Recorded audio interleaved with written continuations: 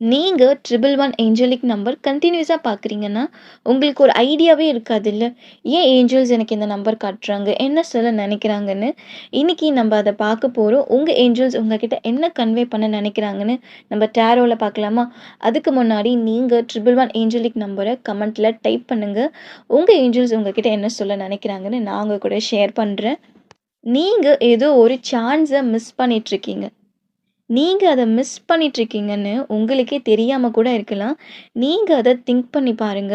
நீங்க அந்த சான்ஸ மிஸ் பண்ணக்கூடாதுன்னு உங்ககிட்ட சொல்ல நெனைக்கிறாங்க. நீங்க அத யூஸ் பண்ணிக்கணும்.